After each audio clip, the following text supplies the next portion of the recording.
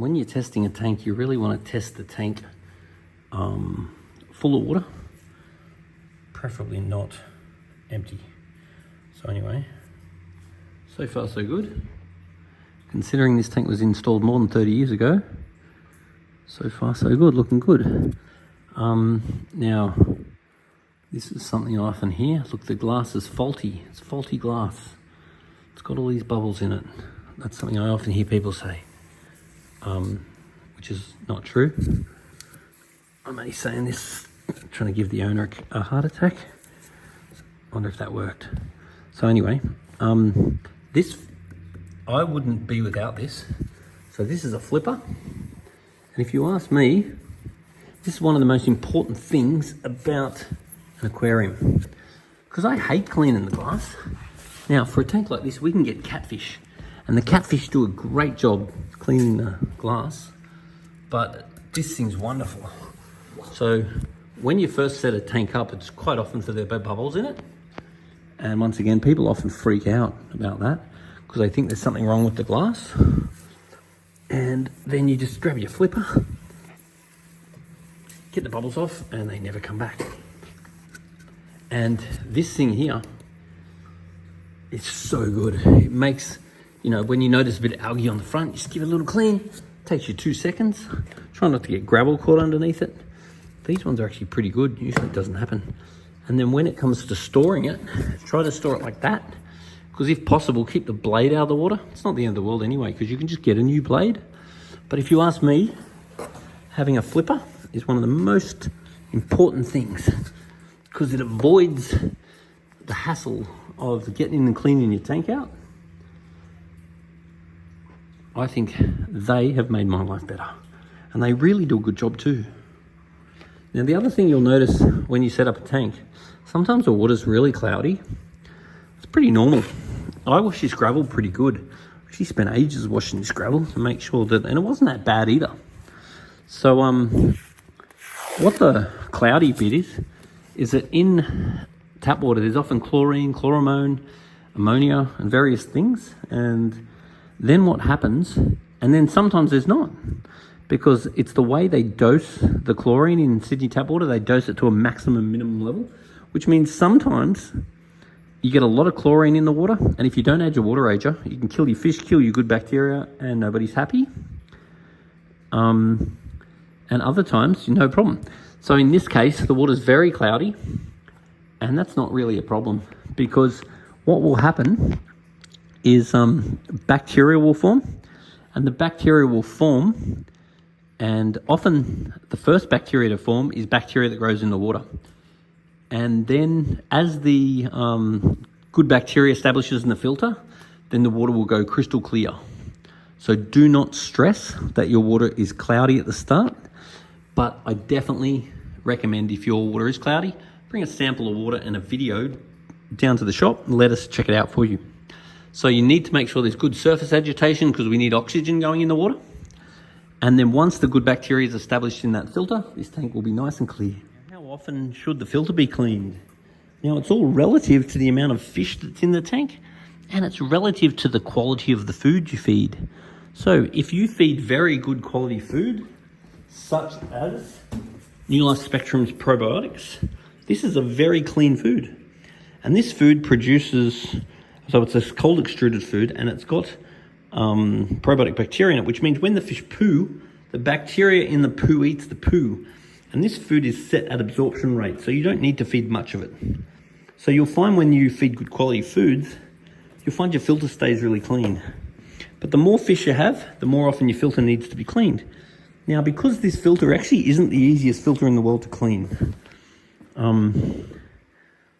because of where it's positioned, and I was very limited to the size. So what we could actually do in the future is we could consider taking out the pre-filter material, which in this case is only a sponge, and then we could actually put a turbo filter or something on the inside of the tank, and then we could have that primarily as biological. Because if that's run with just the marine pure balls, this filter will almost never need cleaning. So when does it need cleaning? It needs cleaning when you notice the water coming out of the filter is reduced. So if you have the filter set so you can actually see the water flow, so if we can see the water coming out and we notice it reducing, then this has to be cleaned. And once again, if we took the mechanical media out of the filter, it won't need to be cleaned very often. So we could look at putting a turbo filter in the tank in the future, depending on how it proves cleaning that is. But I got a feeling we're not going to be impressed about cleaning that. So down the track, we put just balls in there, and then that will almost never need cleaning, relative to the amount of fish and relative to the quality of the food. Now, something else I'm going to recommend everyone gets is a top claw.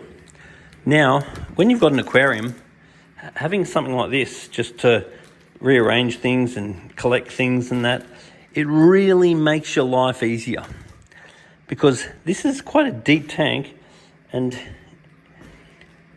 it becomes a pain in the neck having to play around on the bottom. And when you've got something really good, and only buy these max spec ones too. These max spec ones are really good. Most of the others are just cheap crap. The other thing is that I got one of these at home.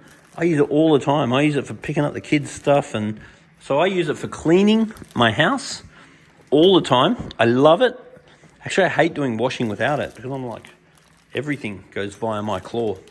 So I'm going to recommend we take a claw, and that makes life much easier when it comes to rearranging or collecting anything out of the tank, because with that top, it's actually not very accessible. So your arm it's not ideal. So having tools that make your job easy is really makes a massive difference to your experience keeping fish. So things like a flipper makes a huge impact. Things like quality food makes a difference. Things like the claw, making your life easier for doing the washing and for playing around with your fish tank. So having an aquarium is really about having the right information. So you want to find someone to look after you that cares. So in this case, hopefully they'll give me a call anytime that anything doesn't seem right. And because I know the tank very well, then I can just help out and make everything easy. You sort of don't want to be in a position where you find that things are going on and you don't know what's going on, and that can be frustrating, and you hit Google and you may or may not find a satisfactory answer. But finding someone to help you look after your tank that cares is really, really important. So access to information is everything, and having the right equipment is everything, and knowing that if you get too many fish, you're going to have to do more maintenance. And bigger fish produce more waste because they're not as economical with their food. The setup is here is going to be the easiest way to feed the fish. So once the big lid's on, then you can open this up to feed the fish. Now, if it was a perfect world, I would consider trying to leave these back doors open as much as you can, because I want it to breathe. This cabinet's all enclosed, so you're going to get a lot of condensation up inside here. So I'm thinking the more these doors are open, the happier I am. So, if it's party time and it needs to look neat, then cool, have the doors shut. But just in your average day, where possible, I'd rather these breathe, because I don't want that all locked up and then condensation to build up in there. It's nobody's friend.